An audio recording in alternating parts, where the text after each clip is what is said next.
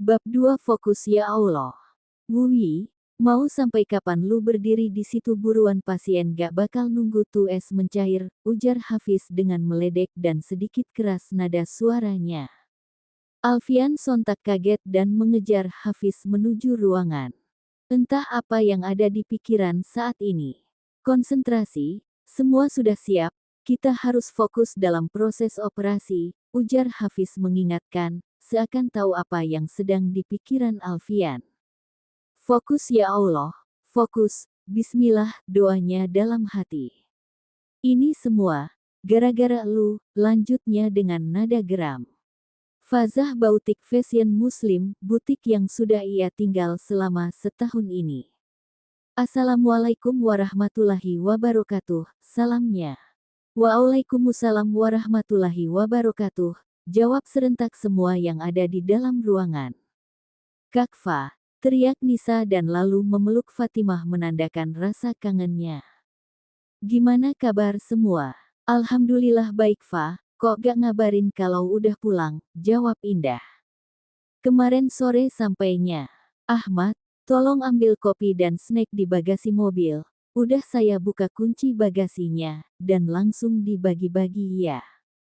Baik Bu, jawab Ahmad salah satu pegawai pria di butiknya. Ye, makan gratis, sorak yang lain. Di butik Fatimah ada 10 pegawai, 4 ikhwan laki-laki, dan 6 akhwat wanita.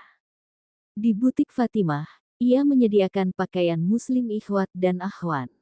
Jadi untuk ikhwan akan dilayani oleh ikhwan. Akhwat akan dilayani oleh akhwat. Mulai dari mengukur pakaian jika ada tempahan, semua sudah dibagi-bagi tugasnya. Fatimah yang mendesain, dan dibantu juga Indah. Hari ini benar-benar Fatimah habiskan waktu di butik, mulai dari memeriksa laporan dan lainnya. Hari menunjukkan jam 5 sore. Semua sedang bersantai di lobi butik, termasuk Fatimah juga bergabung. Kak nemu cowok ganteng gak, bule, Kak bule, tanya Nisa. Kamu yakin Kak Fatimah akan melirik cowok, jawab salah satu dari mereka. Kak Fatimah bakal jawab, enakan tidur ketimbang mikirin cowok, hehehe, ya kan Fatimah, jawab Indah yang sudah sangat kenal karakter Fatimah. Dan jawaban itu membuat yang lain malah tertawa begitu juga dengan Fatimah. Tuh tahu, jawab Fatimah singkat sambil tertawa kecil.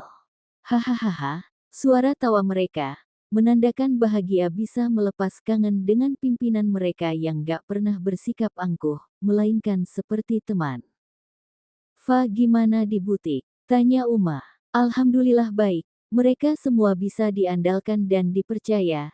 Tinggal merancang desain untuk stok Ramadan nanti Uma.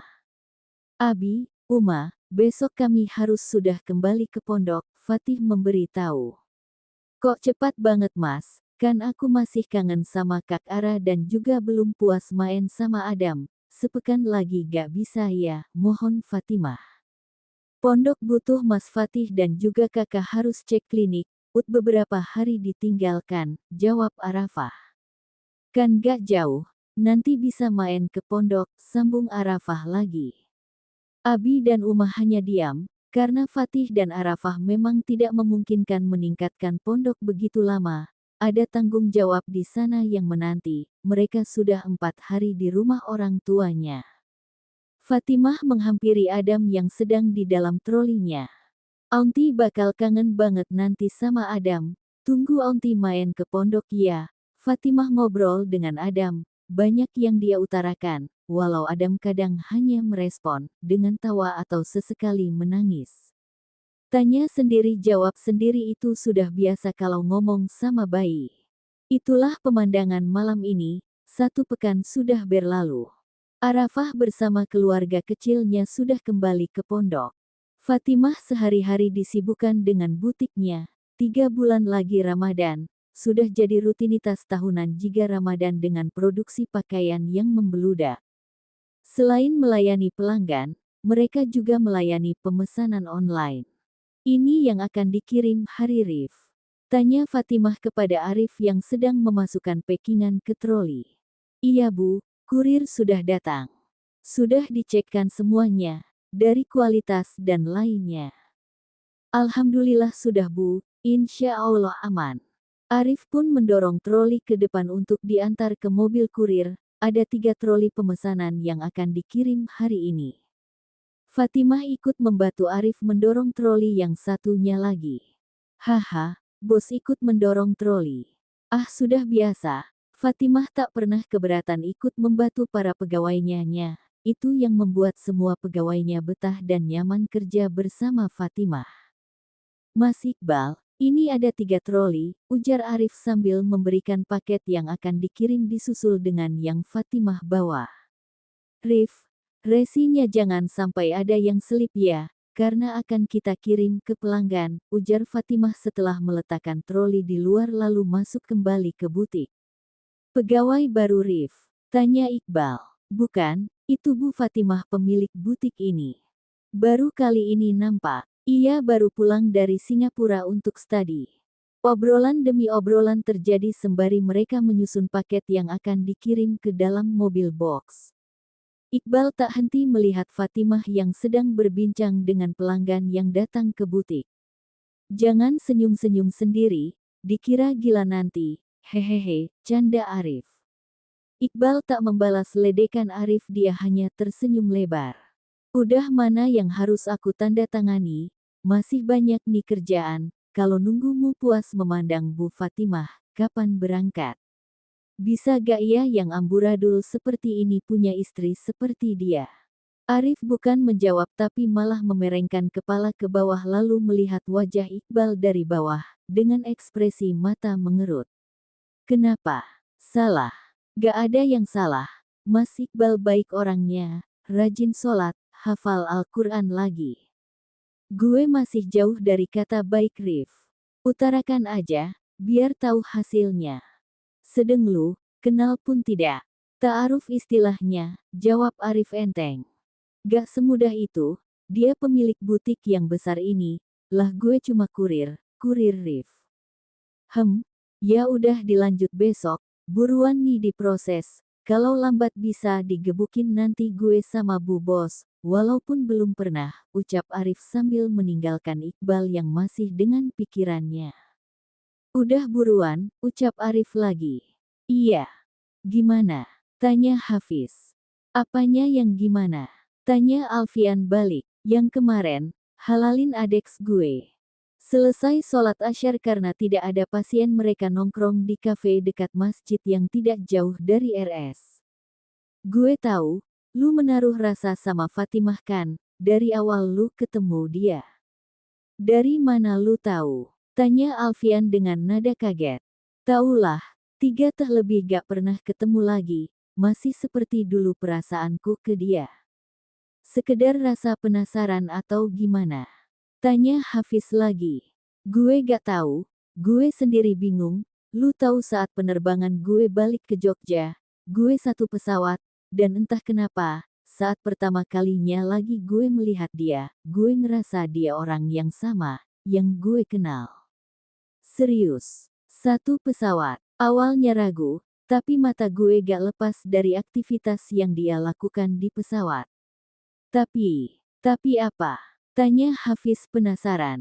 Saat gue bantu dia, dan melihat cara dia, dan kalimat terpanjang yang pernah dia ucapkan, gue langsung yakin itu dia. Kalimat apa? Waalaikumsalam warahmatullahi wabarakatuh. Hafiz geleng-geleng dibuatnya mendengar jawaban sahabatnya itu. Dan, Hafiz masih dengan ekspresi keponya.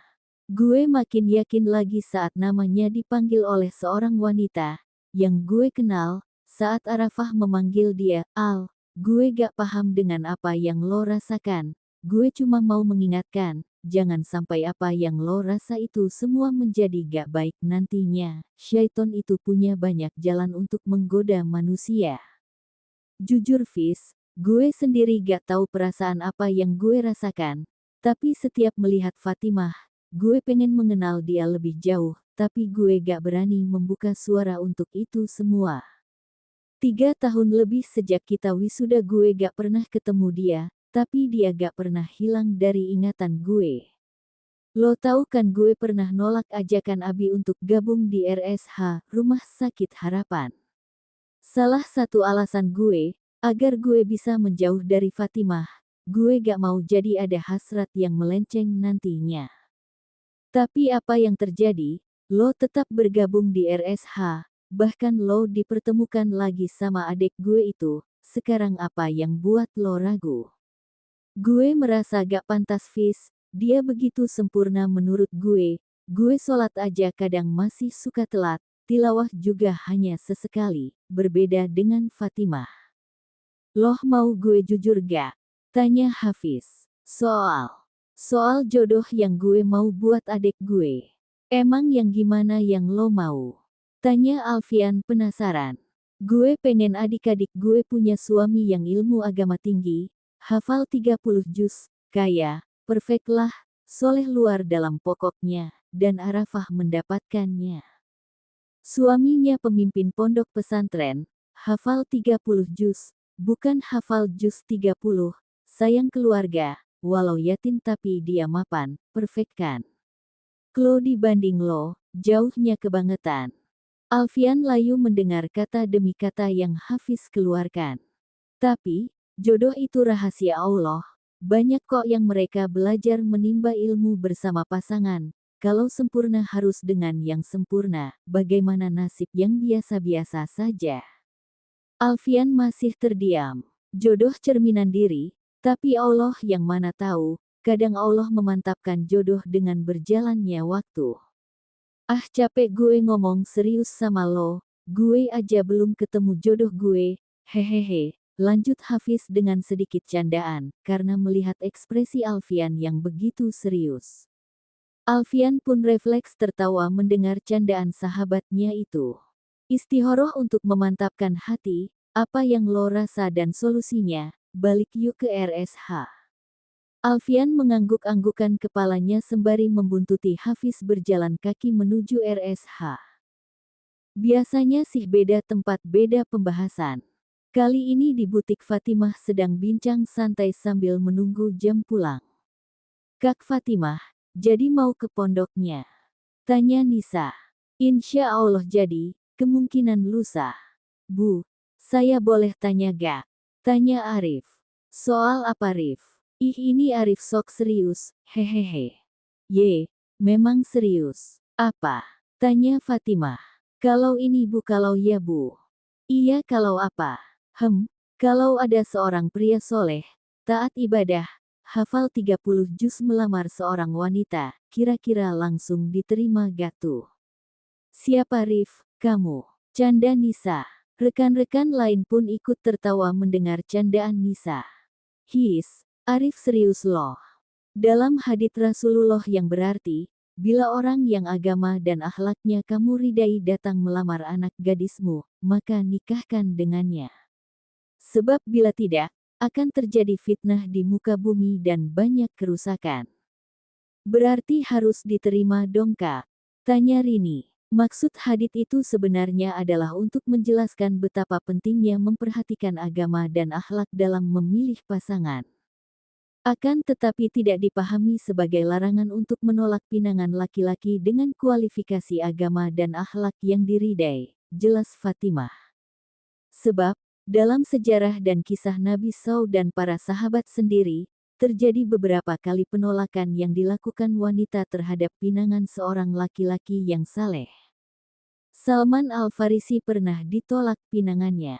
Abu Bakar pernah ditolak pinangannya.